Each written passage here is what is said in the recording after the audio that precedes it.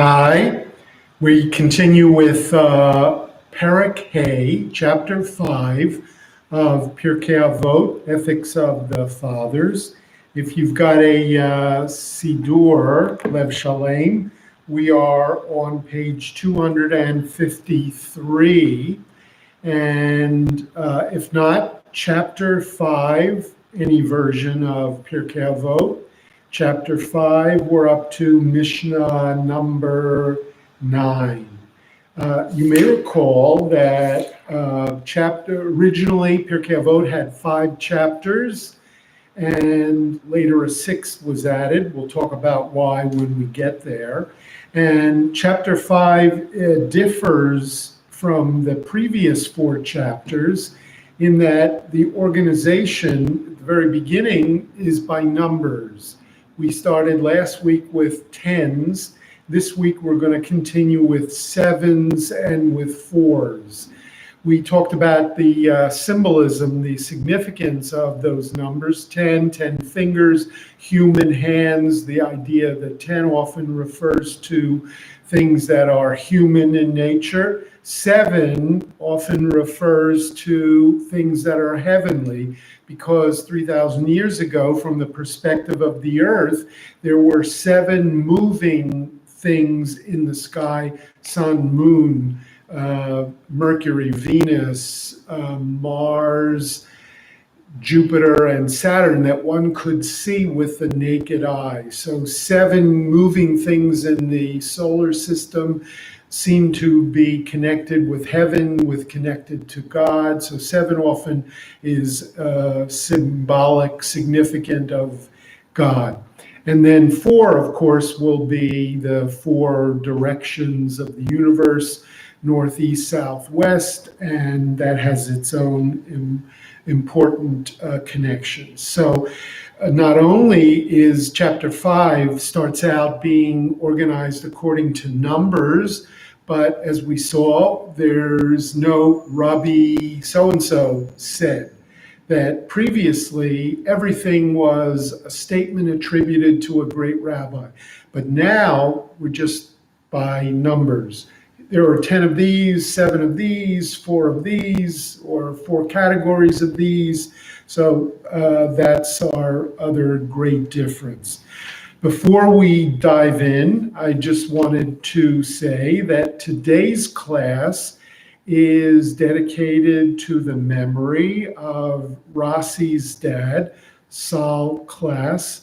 I remember him quite well, often used to visit our shul, a very sweet and dear man, Shlomo ben Moshe Feivel. So today is his yahrzeit, and we're remembering him and his memory by dedicating today's class in his honor.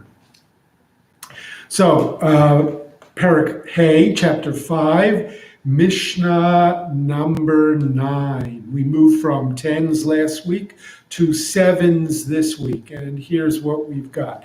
Shiva Devarim Bagolem. There are 7 things about a golem, I'll explain in a second, Veshiva Behecham, and 7 things in a wise person. So the first thing is, the way that this is set up is that a golem is the opposite of a chacham. Chacham, a chacham in Yiddish, a wise person. And so a golem would be the opposite of a chacham. We find that depending on the translation and the addition that you use, you're going to find numerous ways to translate the word golem. For instance, a boor, B-O-O-R, an uncultured person, or golem as uneducated, that would seem to be the opposite of chacham, a wise person, or uncultivated, different in the sense that it's somebody who has the talent, but it's never been properly channeled. Also, golem is translated by dolt, right? Somebody who is an idiot, or by unformed clod. So all of those are different ways of understanding. In Jewish folklore, a golem was a monster, right? A Frankenstein kind of monster. Where does this come from? The tradition was that clay by the riverbank was scooped up. It was shaped into the figure of a giant, right? And then ultimately, the name of God was written on a parchment, and that name was placed into the mouth of this clay monster. And then 3 letters were written on the forehead: an aleph, first letter of the Hebrew alphabet, a mem, middle letter, and then a tuf, the last letter. And of course, those 3 letters, aleph, mem, tuf, stand for emet, which means truth. And between the word truth and God's name in the mouth, that was the way that you brought to life this giant Frankenstein monster, which was made out of clay scooped from the riverbank. And ultimately, there are numerous stories about the golem being used by the Jews, especially created by a rabbi in Prague, in order to defend the Jews from pogromists and from those who wanted to kill the Jews. You could go to the Alt Neu Shul, the old synagogue, traditional old synagogue in Prague. And in that synagogue, according to legend, there is an attic, and the attic is all locked up and boarded up. And in that attic up there is the actual golem. Right? That's according to the folklore. So let's get back to the Mishnah. There are 7 things about a golem, however you interpret it. Here we're not talking about the Frankenstein monster, but somebody who is either uncultured, who is not too bright. You get the idea. And 7 things about the Chacham. So what are those 7 things? Chacham, concerning a wise person, there are going to be 7 attributes, 7 things that are characteristic of somebody who is a great scholar. Remember, Pirkei Avot was probably originally geared towards the rabbi class. You want to be a chacham, then you better observe or do or carry out in your life these 7 qualities. What are they? Chacham eino midaber bifnei mi shehu gadol mimenu bechachma uveminyan. A wise person, right, does not speak in front of someone who is greater than him in wisdom. And then minyan. We know the word minyan, the count. What does that mean? It could be in age, it could be by a number of students. Now, here's the idea. In the American system of the American philosophy of life, it's all about democracy. Okay, it's all about everybody is equal. The smallest person has just as much right as the greatest person. But that's very different than the Eastern concept of you show kavod and honor to people who are smarter than you and greater than you. And one of the ways that you show kavod and honor to somebody is you don't talk in front of them, that there's a hierarchy, that it would be obnoxious, it would be terrible for somebody who is, lower on the scale of honor to try to show off how much he knows if there's somebody greater than you. Imagine that if we're dealing with rabbis and you've got this great rabbi, and how dare a student give his opinion. What you always need to do is shut your mouth, listen, and if there's somebody here who's greater than you, you let him talk. You can question, but you can't give your opinion, right, in disagreement with what he said. The assumption is if he's greater than you in wisdom and in years or in how many students he has, nobody wants to hear what you have to say. That may be difficult for us to deal with, given the democratic American philosophy.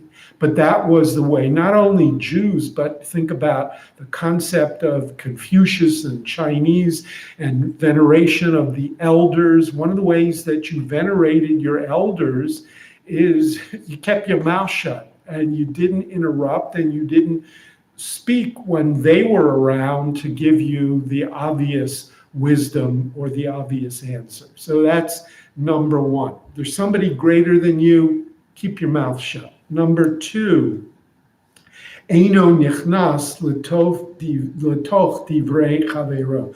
You don't jump in when your friend, and here the word is not teacher, but friend, your chaver, is speaking. In other words, don't interrupt. If people are talking, whether it's in a classroom, whether it's even in a social situation, right? Don't interrupt. That's something that's very common in our world. I'm sure there's different cultures throughout the world where, the worst thing you could do would be to interrupt. But in America, our culture, Western culture, is clearly this guy's talking and you can disagree, you can add something, you can question, you can jump right in and stop him and interrupt. According to rabbinic culture, you don't do that. Certainly never to your teacher and not even to your friend. You respect the person enough. Let them finish talking, then you can give your opinion. Number three, the eino nivhal lehashiv. You don't rush to give an answer. Okay, very interesting. That you want to be a chacham, you should think. You should stop and think before you talk. So often we hear a question, we think we hear what the person's looking for, we think we know the answer, and we just spit it right out. And here, if you're a chacham, you're going to stop, you're going to think, you're going to make sure you know what you're saying, make sure you know what you heard and what the person is asking. You're not too quick to give an answer. Fascinating concept, because in our world, if you know, you say. Next, sho'el ke'inyan umeshiv kahalacha. You always, if you're a chacham, you always ask on topic and you answer according to the law. How many times have you been in a class? If you're a teacher, you certainly know this. But if you've been a student in the class, you certainly know that there are people, teachers going in one way, and somebody will have a question that's completely unrelated to the topic at hand. It's important to them. It pops into their head. They want to know the answer now. And the heck with what the teacher's talking, the heck with what everybody else is trying to follow. I have a question. I want to know it now. And it's got nothing to do with what you're talking about. So that's not what a chacham does. A chacham asks. Now again, remember, we talked about the Talmid chacham. A wise person is always a student, and a student is always asking questions. Just make sure that you are asking on topic. There's always time later for something else that you want to know, but not now when we're dealing with something different. And not only ask on topic, but answer according to the halacha. Meshiv halacha, according to the law, right? What you are being asked for is not your opinion. You want to know what is the law, what's the halacha, what is expected, right? And so, if you're a chacham, you tell people, here's what the law says, here's what the tradition is. If they ask, well, what do you think about that? That's a different point. But somebody says, what am I supposed to do concerning this? The answer is, you tell them what the halacha is. Next, v'omer al rishon, and you, when you're asked a question, you respond according to the first thing first, v'al acharon, and according to the last thing last. Every time at a press conference or Meet the Press or any other such show, when a politician or somebody important is being interviewed, and there's usually a two-part question, a follow-up, maybe there's even 3 or 4 parts to the question. How many times, it's almost always, how many times do we hear the person who's responding, they start with what the last thing was, A and B and C. So what's the story with A and B and C? And they say, well, let me start with your last point, C, because that's in their head, and that's what they immediately heard. Then they have to struggle for a moment. What was A again? What was B? And then they go back. A chacham will take things in the order that they were asked. Now, whether that's just a matter of, some people do it this way, some people do it that way, maybe there's a greater wisdom. If a person thought to ask A first and then B, maybe there was a reason why B followed A. And that if you answer B and then A, you're sort of juggling and messing up things that would ordinarily and otherwise flow one from the other. So a chacham will always answer A, then B, then C, and not C, B, A, C, A, B, etc. Okay? And then we have the al mashalo shama, and if a chacham, if he is asked something shalo shama, that he hasn't heard or he doesn't know, omer, he should say lo shamati. This is brilliant. The idea is don't guess, don't fudge. That if you don't know, say I don't know. And by the way, the text here, it's not even I don't know, it's lo shamati, right? Because nobody's interested. So in the rabbinic world, we're not interested in what you think. We're interested in what does tradition think. And so if somebody says, what does the tradition say about this, right? Nobody's interested in what do you think about it. It's what do you know about it? What have you heard from your teachers about this? And if you don't know, if you haven't heard, you say, lo shamati, I haven't heard, which is different than I don't know, right? Many times we should be courageous enough to say, I don't know, right? And not feel that we're being tricked or fooled or we're going to come across as weak, right? The idea is I have not heard from my teachers what the tradition is. We're told, number 7, umodeh al ha'emet. And if you're caught and if you're challenged and if you realize you've made a mistake, you should admit it. Admit, you said this. I think I heard from my teacher that somebody said, no, I was there, and I think you got it by mistake. This is what he actually said. And then you say, that's right, I got it mixed up, right? Don't try to get your way out of, go out of this. Simply say, modeh al ha'emet. Admit you're right. Admit that is the truth. Do not be afraid to show and admit that you made a mistake or that you forgot or that you're wrong. And then the whole Mishnah ends with chilufehen bagolim. And the opposite is with a golem.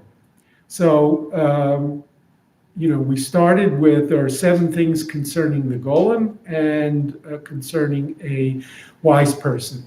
Maybe counter to its own teaching, they start with the 7 things of the chacham, and then at the end we say, and it's the opposite with the golem. So in other words, a golem, a jerk, adult, a boor, uncultured, uncultivated person will speak up in front of somebody who's smarter than them. They'll interrupt their friend. They'll answer quickly. They will ask questions that are off topic. They'll give their own opinions and not what the law is. They will speak about things not in the order that they were asked. If they didn't know something, they won't admit it. And if they've made a mistake, they won't, come through with that. So those are the 7 qualities if you want to be a chacham. We move to the next piece, and we come up with a long Mishnah here. Shiva mine puraniyot. There are 7 types of punishment, ba'in la'olam, which come to the world, al shiva gufei aveira, which are visited upon the world for 7 classes or categories of averot, of sins. Now, here's what's behind this. Let's look at our world since February, right? We're dealing with 3 catastrophes. The virus, we're dealing with the economic, falling apart of our country, and now we're dealing with, racial unrest and injustice and police brutality. 3 major issues. So it's natural people would want to know, why does this happen? Why did God send these things to us? Now, we may come up with our own understanding. You want to know why the coronavirus? Well, there was a bat somewhere in Wuhan, China, that scratched somebody or bit somebody, and that person gets on a plane and they fly to America and they infect people. And okay, we come up with a scientific understanding.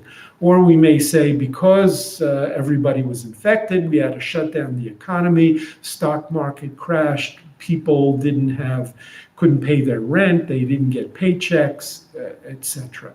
I think we understand. We saw a video of somebody kneeling on somebody's neck. Doesn't seem right, and therefore people are going to protest in the streets. To us, there seems to be a logical explanation for all of these things. The traditional explanation is all of these terrible things, pestilence and plague, economic collapse, people rioting in the streets. Why do these things happen? It's not as simple as we make it out to be, or as direct. It all has to do with the sense that God is punishing us. So if terrible things happen in the world, it's because we did terrible things.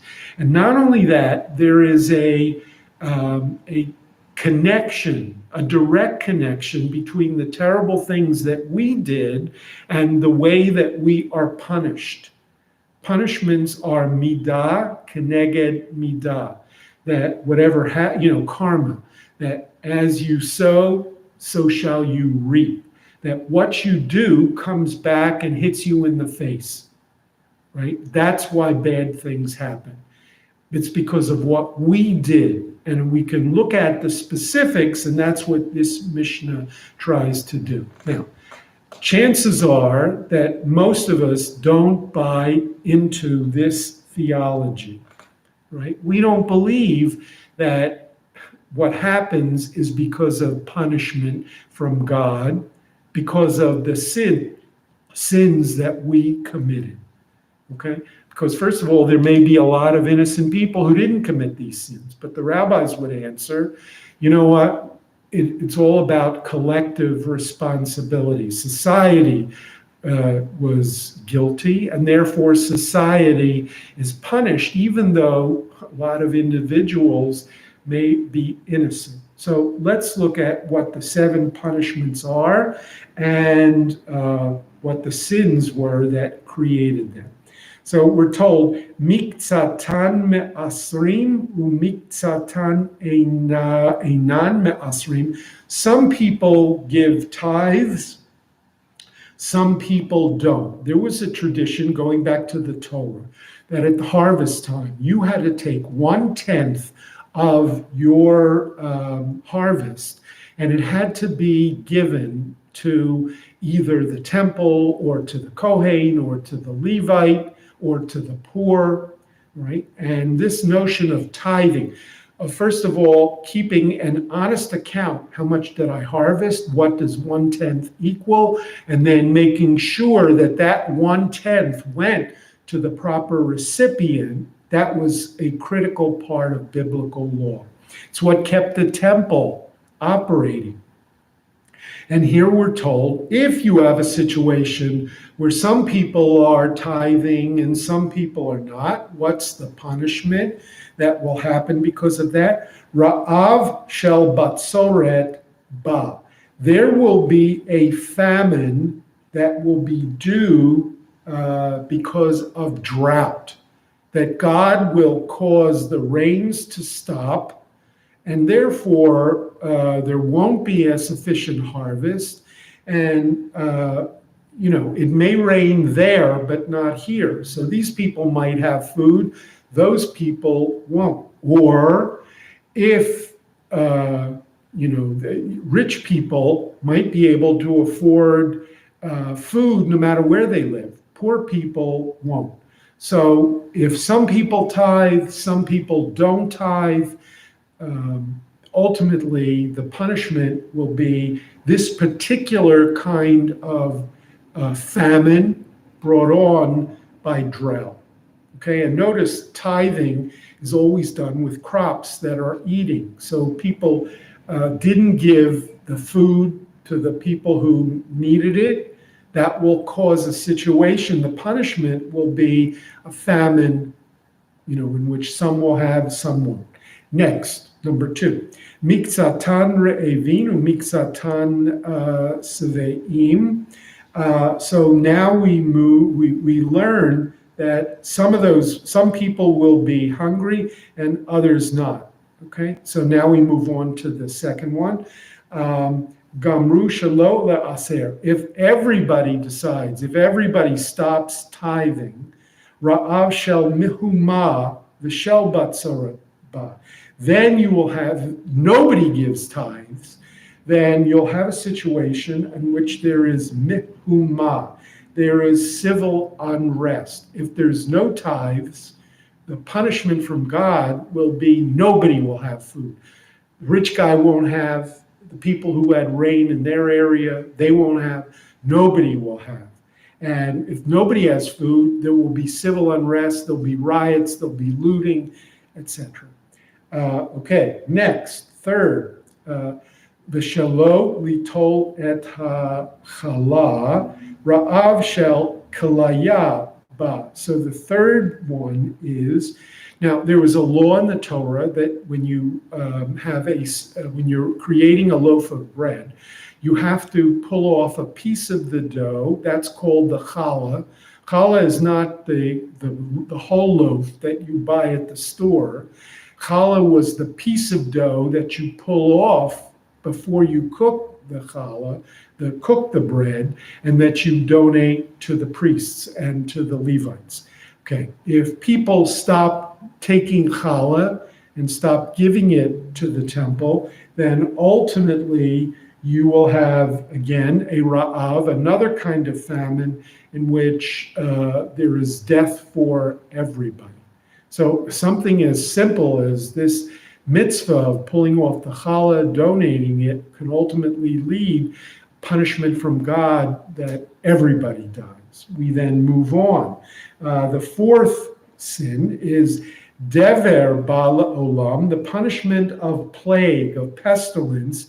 Bala olam comes to the world, al mitot ha'amurot b'Torah, concerning death penalties, capital cases that are listed in the Torah, shelo nimsaru leveit din. In other words, if you let killers get away with murder, What is God going to do? God's going to ultimately have to step in if murderers weren't executed, and God is going to execute people. How is he going to do this? By bringing pestilence to the world, right? And not only for the capital cases, al peirot shvi'it, for the sabbatical year laxness. In other words, for people who should have been giving their fruits to the temple after the seventh year, but they kept them for themselves.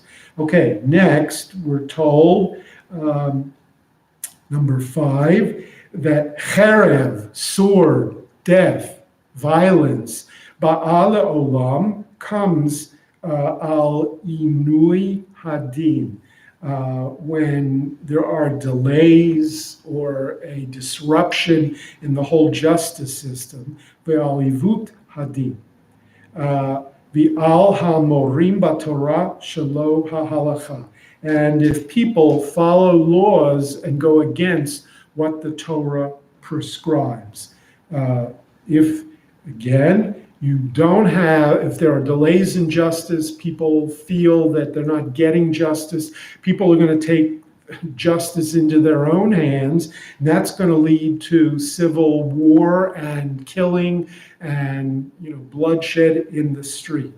Okay, number 6, chaya ra'ah ba'ala olam, wild animals in the streets killing people, tearing them apart, al shvuat shav v'al chilu Hashem. Here it's hard to see what the direct connection is, but if people took false oaths in court, or if they blasphemed the name of God, said either using the name of God, Yud He Vav He, or said terrible things about God, right? What could you do? How would God punish them? Maybe by sending wild animals down the street and people would be killed. Hard for us to relate to this. We especially if you live in an urban, environment. But in Africa, hear about tigers that come and tear apart people.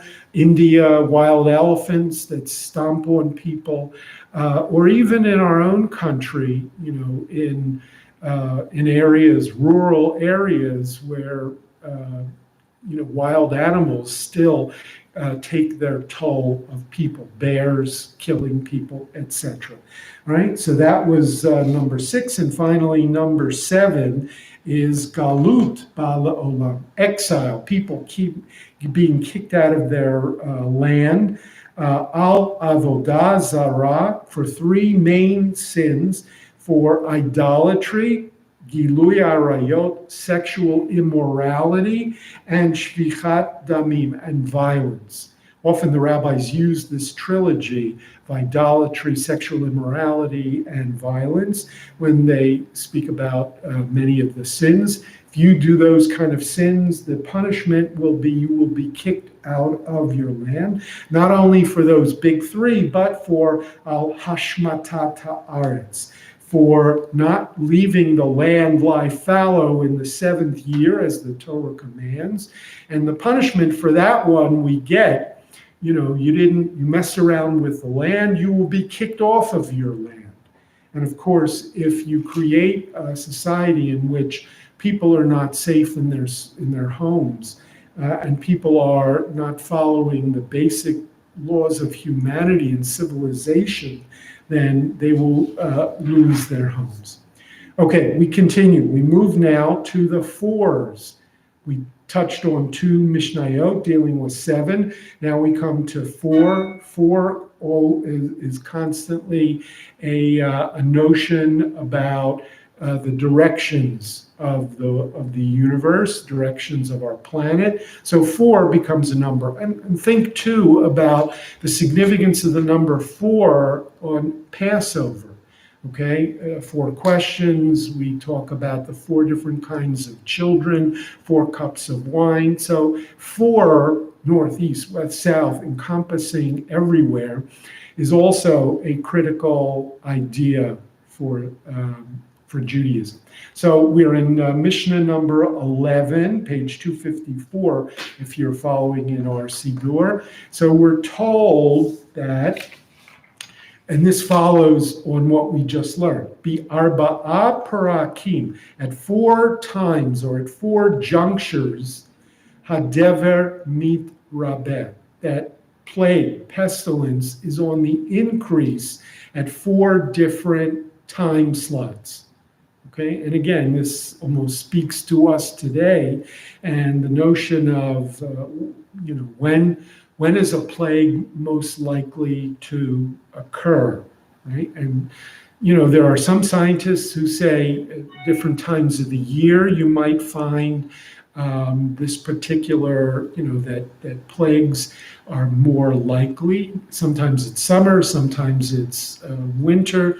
So we find the rabbis are referring to this. When are the 4 periods when plague is likely to happen?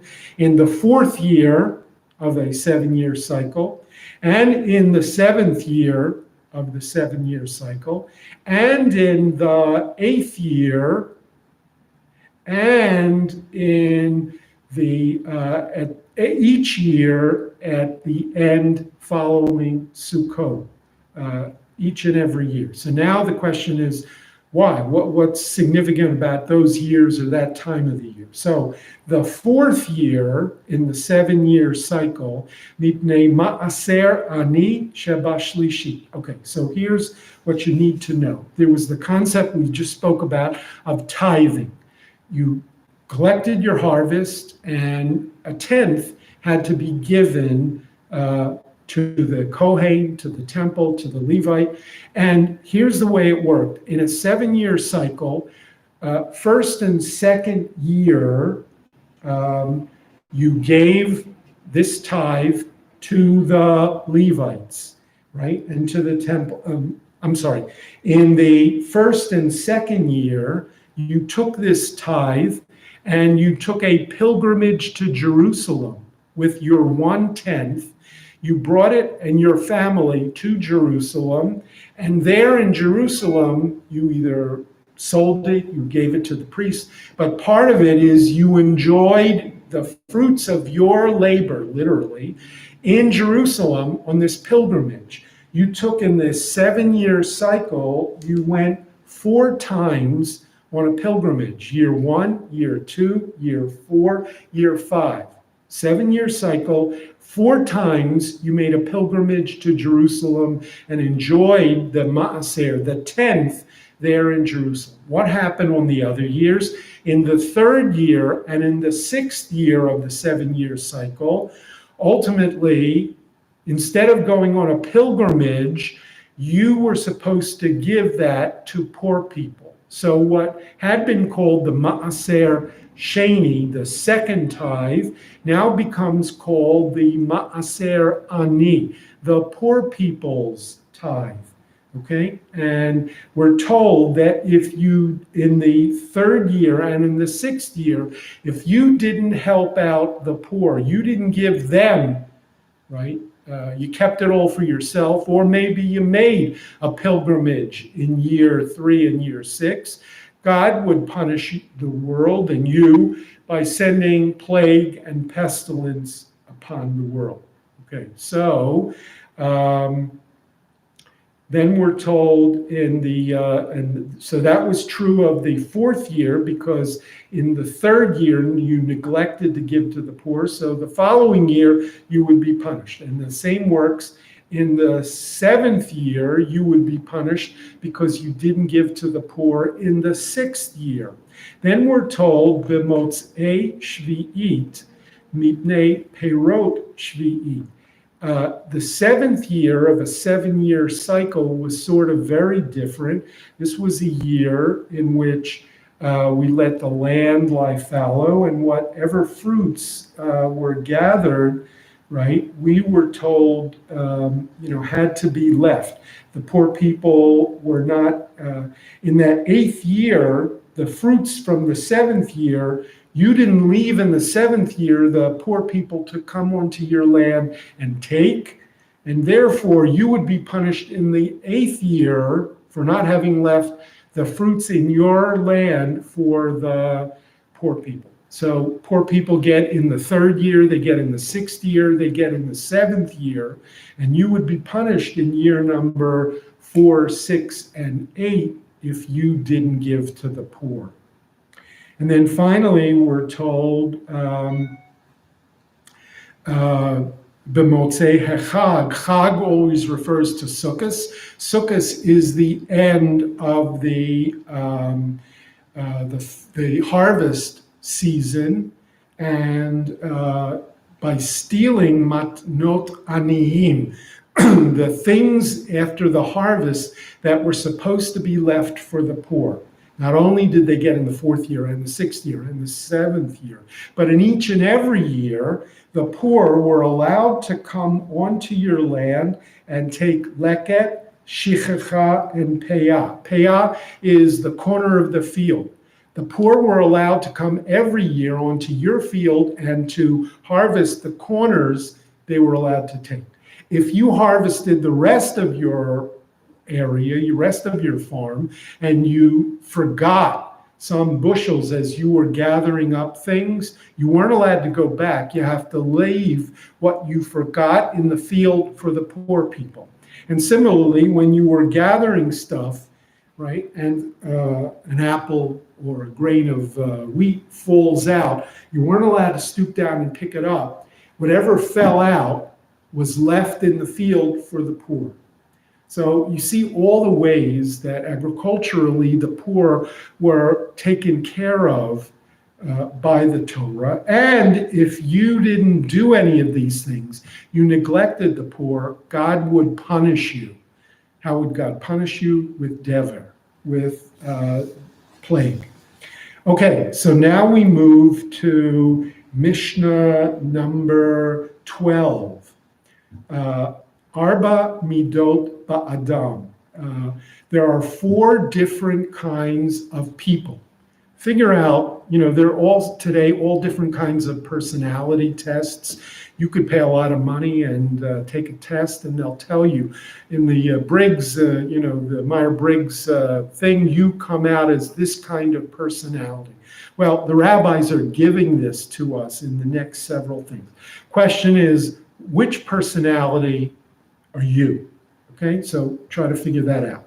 First one, Arba midot ba'adam, 4 characteristics of a personality, traits among people. Ha'omer, the person who says, Shali, Shali, v'shalach, Shalach, zo midah benoni.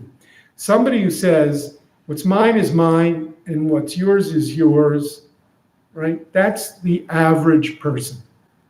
But some rabbis said, v'yeshomrim, some say, zo midat stone. This is what characterized the people of Sodom and Gomorrah. People who say, I got mine, you got yours. I don't want to know from you. I don't want you to know from me. You leave me alone. You stay there. I'll stay here. Let's leave each other alone. According to the majority opinion, basically that's most people. That's average. Some say that's terrible. We don't want a world in which people don't interact. You decide whether it's normal or not. You decide whether that's you. Here's the second characteristic of people. Shali, shalcha, what I have, you can have. V'shalach, shali, but what you have, I want. In other words, it's the person who says, let's trade. What you have looks better than what I got.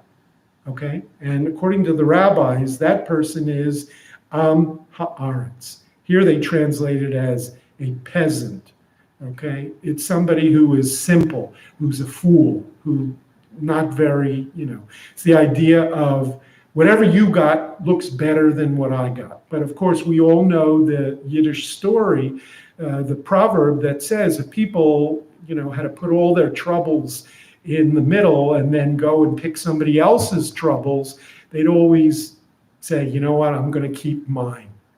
Well, that's with trouble. But when it comes to his car, his house, his vacation, his lifestyle, it looks better than what I got. And the rabbis are telling you, somebody who thinks that, let's trade. I'll easily give you what I have, but I want what you got. That person is an am haaretz. That person is a fool. Okay, third quality, shali, shelcha, whatever I have is yours. Mikasa, esukasa. The shalach, shalach. And in the meantime, what you have is yours. I don't want anything from you. But if you need anything from me, feel free to take. This person, according to the rabbis, is a chassid. This is the pious person, right? What's mine is yours, and I don't need anything from you. And then, of course, we have the fourth characteristic, shalach shali, right? I want what you got, v'shali shali, and I ain't giving up what I have, right? And that person is a rasha. That's a wicked person. Okay, next, arba midot bedeo. There are four types of character when it comes to temperament. Okay, the first one dealt with possessions and how we feel about monetary possessions. Now we're dealing with temperament. So listen to them. Number one, Noach lichos. Easy to get this guy angry, but it's Noach lirtzon. But once he's angry, it's easy and he's quick to calm down.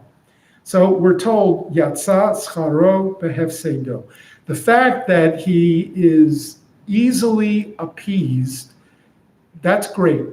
But the fact that you need to easily appease him a lot because he always flies off the handle, that's not so good.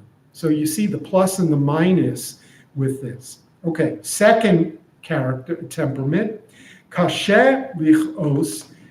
Very hard to get this guy upset, right? The kasher lirtzot. But once you get him upset, may happen once every 10 years. But once he's upset, forget it. He's never gonna forget that slight. He's never gonna forgive, right? So the fact that it's hard to get him upset is a good thing. The fact that it's almost impossible to bring him back down once he blows his steam, that's not so good. Third characteristic, kasher lichos. It's very hard to upset this person. V'noach lirtzot. And once he is upset, once every 10 years, it's very easy to appease him. And as you can imagine, that's the ideal. The rabbis say, chassid. He is the pious one. And then Noach lichos. It's easy to get him upset. V'kasher lirtzot. And it's almost impossible to appease him once he is upset, which is every other day. This person is the rasha. So again, the fascinating thing is if you were meeting with your psychologist or your therapist, and you had to fill out this, form. Are you easy to upset, and are you easy to appease? Where would you fall in this personality test, and what does that say about you? And is there anything, once you realize, I get so upset so easily, is there anything you can do to deal with that, or you're just born that way? Can you work on it? And what about once you do lose your temper, are you the kind that forgives and forgets and calms down, or you're always going to have that chip on your shoulder and always bear the grudge? So as we read this, it's really a mirror. Who are we, and what do we like about ourselves, and what would we change about ourselves if we could? Next one, Mishnah 14. There are 4 midot b'talmidim. There are 4 types when it comes to be a student.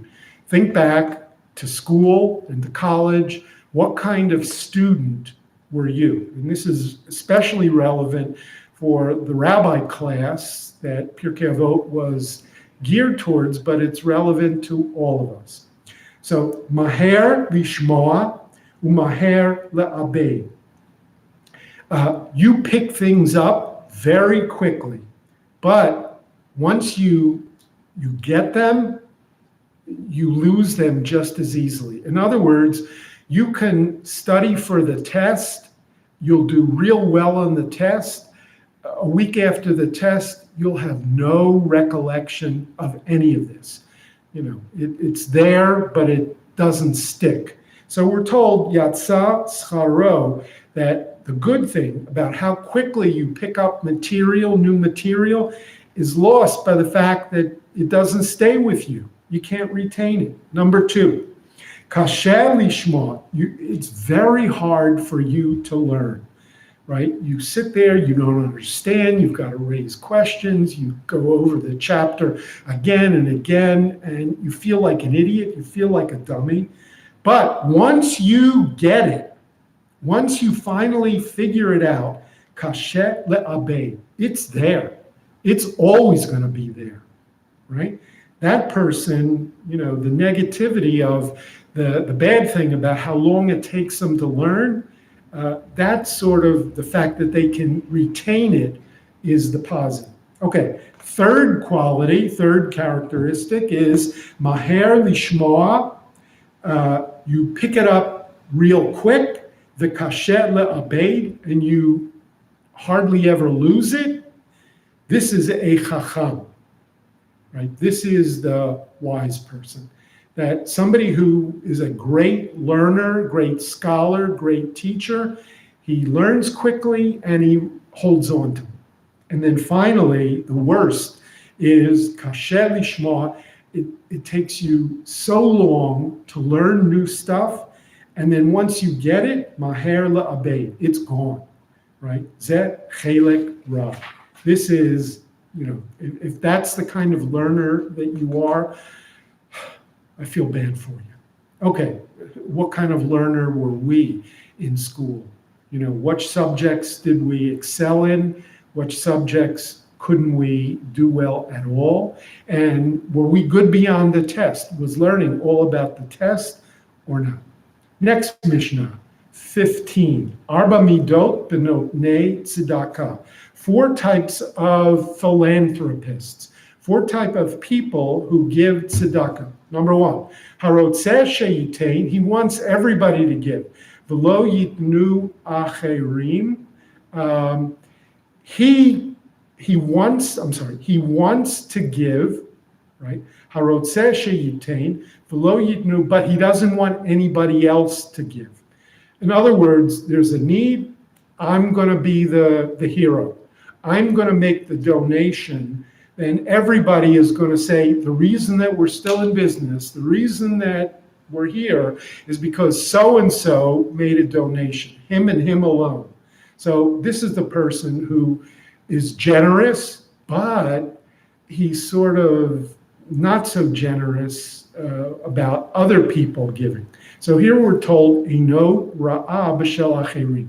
He's got a bad eye when he looks, he's greedy about the honor that comes. Number 2, yitnu acherim. He wants other people to give, v'hu lo yitain, but he's not giving. Okay, so let somebody else give, right? That's him. I'm not giving. Somebody else will take care of it. That also is not good. Ino ra'a b'shelo, right? He's greedy when it comes to his own pocket. Third, yitain. This person wants to give, v'yitnu acherim, and he wants others to give. He said, this is the guy who says, I'm going to give a matching gift. I'm going to give for everybody who gives. I'm going to match it, and we're all going to be in this together. And the fact that I'm matching it means that we're going to collect more, right? It's not just about me. We've got other people as well. He is the chassid. He's the pious one. And finally, lo yitain v'lo yitnu acherim. I don't want to give anything. I don't want you to give. Let them worry it out themselves. Let them figure it out. Why do people have to give to other people who are needy? Right? Here we're told that is the Rasha, the wicked person. Next, Tet Zion, Mishnah 16. Arba midot b'hochei lebeit hamidrash. 4 type of people who attend the study house. 4 type of people who are learners. Number 1, holech ve'ino oseh. He goes, but he doesn't learn. He doesn't do, right? He's always there at adult education, but he's never there when it comes to services or to yontif or to observance, right? So we're told, schar halicha biado.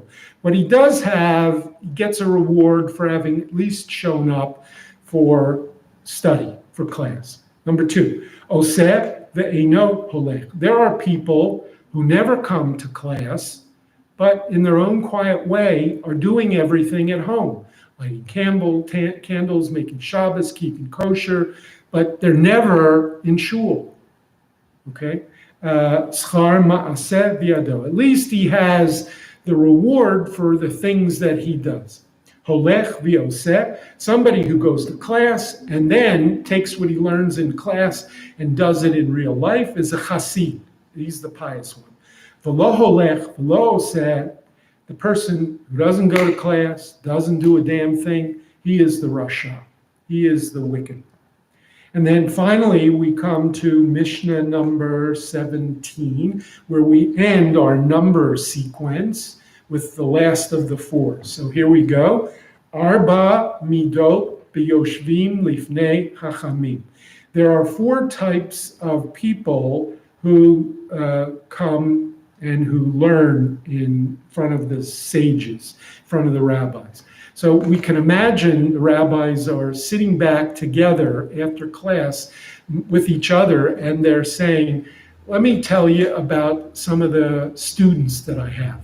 My students fall into these 4 intellectual qualities. So, and they're very interesting. What are they?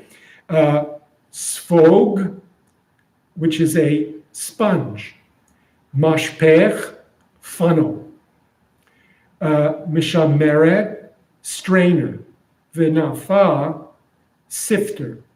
Right? You wouldn't have expected the rabbis to be using kitchen utensils as the way to describe their students. But they're saying students fall into one of 4 categories. And as it happens, it's according to these 4 utensils. So what are they? Here we go. So number 1, sfog, a sponge. Shehu sofeg et hakol. I once had a student, he sucked up everything. He was like a sponge. Whatever you gave, you put the sponge down, it gathers up everything. I had a student like that. Okay, so that's wonderful. Then the next one, mashpech, which has the Hebrew word shfoch, like pour out your wrath upon the goyim, shfoch, a pour. Mashpech is a funnel, right? I've got students who are a funnel, in one end and out the other. We would say in one ear and out the other. I've had students, the opposite of the sponge that sucks up everything. They didn't take anything. It's like you take a funnel, you pour in the top, and everything pours out the bottom. I've got students like that, in one ear, out the other. Number 3, what was the third one? We're told number 3 is mishameret, the strainer, from the word shomer, to hold on, to protect, to keep, right? Mishameret, the strainer passes the wine and retain the dregs. Bottles of wine in those days weren't so good, like maybe most wine today. So people needed to pour the wine through a strainer. Why? You'd have a bowl at the bottom. You'd pour the wine through the strainer. The wine would go through into the bowl, and then you'd have a wonderful drink. What the strainer would do, it would catch the dregs. You didn't want to drink the dregs. By pouring the bottle through the strainer, the dregs get caught, they can't fit through the tiny holes, but the liquid can. So what do we have? We've got, there are students who are strainers, that all the important things, right, they let go. They miss all the important stuff. What do they retain? What do they hold on to? The dregs, the trivia, the teacher's joke, the things that are not significant. In the meantime, all the good wine that the teacher was pouring into them is lost. It's gone. What is retained is just the dregs, the most insignificant stuff of the teacher's class. And finally, the fourth category is the sifter, okay? V'nafa, shemotzia et hakemech v'koletet et hasolin.